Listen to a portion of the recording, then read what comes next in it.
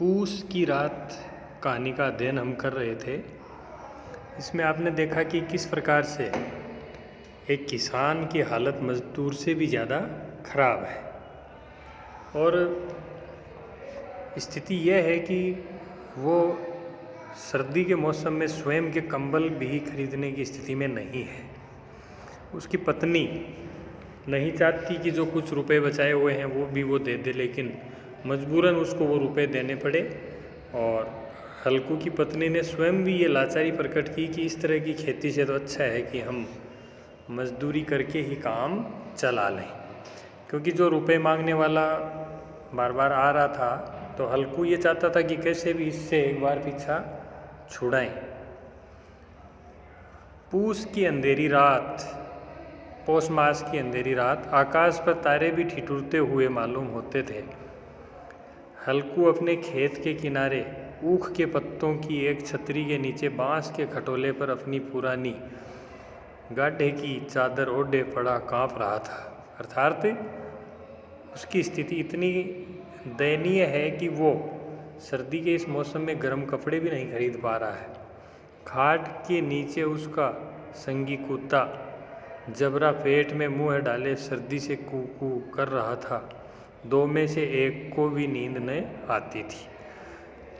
तो सर्दी के इस मौसम में खेत के किनारे हैं ये, और बांस का एक पत्तों की एक छतरी है, उसके नीचे बांस का एक खटोला बना हुआ है, उसमें जैसे तैसे ये अपनी रात निकाल रहे हैं, और पास में उसका कुत्ता भी है।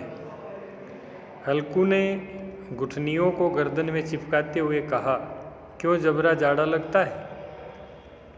कहता तो था घर में पुआल पर लेट रहे, तो यहाँ क्या लेने आए थे? अब खाओ ठंड, मैं क्या करूँ।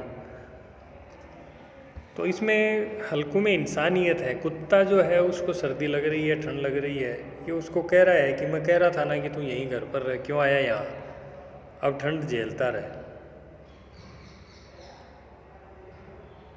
और दोनों में से किसी को नींद नहीं आ रही थी। मैं क्या करूं, जानते थे मैं यहाँ हलवा पूरी खाने आ रहा हूँ, दौड़े दौड़े आगे आगे चले आए, अब रो नानी के नाम को। तो ये कुत्ते को ही कह रहा है कि मैं जब यहाँ आया तो तू आगे आगे भाग कर आ गया, क्योंकि कुत्ते की आदत होती है, जो मालिक है उसके साथ वो रहता है, कि तू दौड़े दौड़े आगे आगे आ गया था, अब अपनी नानी के नाम को रो। अर्थात अब तू केवल सर्दी से जो है, ठंड जो है उसको भुगतता रहे और कोई रास्ता नहीं है।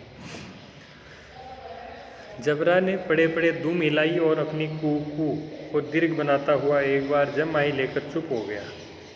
उसकी समान बुद्धि ने शायद ताड़ लिया, स्वामी को मेरी कूकू से नींद नहीं आ रही है। तो कुत्ते में समझ बहुत होती है, तो फिर वो उसने इस तरह की हरकतें करना बंद कर दिया, चुप हो गया वो। सुमान का मतलब कुत्ता। हल्कू ने हाथ निकालकर जबरा की ठंडी पीठ सहलाते हुए कहा, कल से मत आना मेरे साथ, नहीं तो ठंडे हो जाओगे। यह राड़ पछुआ न जाने कहाँ से बर्फ लिए आ रही है। ये यहाँ देशज जो शब्दावली है, जिसको एकदम ग्राम्यत्व दोष जिसको कहा जाता है, ये जो पछुआ से पहले जिस शब्द का प्रयोग किया, ये ग्रामीण भाषा में इस शब्द को नॉर्मल बोल देते हैं, राड़ नहीं है ये। उठूं फिर एक चिलम भरूं, किसी तरह रात तो कटे, 8 चिलम तो पी चुका। तो नशा जो है, धूम्रपान जो है, वो स्वास्थ्य के लिए घातक है, लेकिन अनपढ़ लोग पहले गाँव में इस तरह से जिस तरह से ये हल्कू कर रहा है वैसे नशा कर लेते थे, जो कि घातक है। तो ये कह रहा है कि 8 चिलम तो मैं पी चुका हूँ। यह है खेती का मज़ा है, और एक एक भगवान ऐसे पड़े हैं जिनके पास जाड़ा जाए तो गर्मी से घबरा कर भागें। मोटे मोटे गद्दे, लिहाफ, कंबल, मजाल है जाड़े का गुजर हो जाए। तकदीर की खूबी है मजूरी हम करें, मज़ा दूसरे लूटें। तो ये जो व्यवस्था है उस पर भी प्रसन्न जी ने उठाया है कि ये तो अपनी अपनी किस्मत है, कि कोई जो है वो बेचारा सर्दी से स्वयं को बचा नहीं पा रहा है। और दूसरी तरफ स्थिति ये है कि वहाँ संसाधनों की कोई कमी नहीं है। और ये तो तकदीर की खूबी बताई कि कोई मजदूरी करता है, दूसरा उस मजदूरी से मज़ा लूटता है। हल्कू उठा और गड्ढे में से जरा सी आग निकाल कर चिलम भरी, जबरा भी उठ बैठा। हल्कू ने चिलम पीते हुए कहा, पिएगा चिलम? जाड़ा तो क्या जाता है, हाँ जरा मन बहल जाता है। जबरा ने उसके मुँह की ओर प्रेम से छलकती हुई आँखों से देखा। हल्कू, आज और जाड़ा खा ले, कल से मैं यहाँ पुआल बिछा दूँगा, उसी में घुसकर बैठना, तब जाड़ा नहीं लगेगा।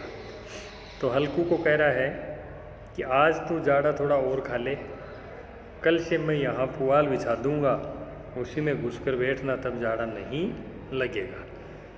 तो इसमें जो हल्कू है उसमें अपना जो पालतू कुत्ता है उसके प्रति भी सहानुभूति का भाव है। हालांकि किसान है और इसकी जो माली हालत है वो अच्छी नहीं है, स्थिति इसकी ख़राब है, लेकिन फिर भी इसमें ये जो बड़े जो दिखावटी जीवन जीने वाले लोग हैं उनकी तरह निष्ठुरता नहीं है, एक दयालुपन इसके व्यवहार से नज़र आ रहा है, क्योंकि ये स्वयं अपने कुत्ते की चिंता भी कर रहा है। तो यहाँ आप कह सकते हैं कि ये जो खराब स्थिति है किसान की, उस पर प्रेमचंद ने प्रश्न चिन्ह लगाया है कि एक तरफ तो लोग जो हैं वो मज़े कर रहे हैं और जो मजदूरी करते हैं उनकी मजदूरी का फ़ायदा कोई और उठा रहा है। तो व्यवस्था पर भी यहाँ प्रश्न उठाया गया है।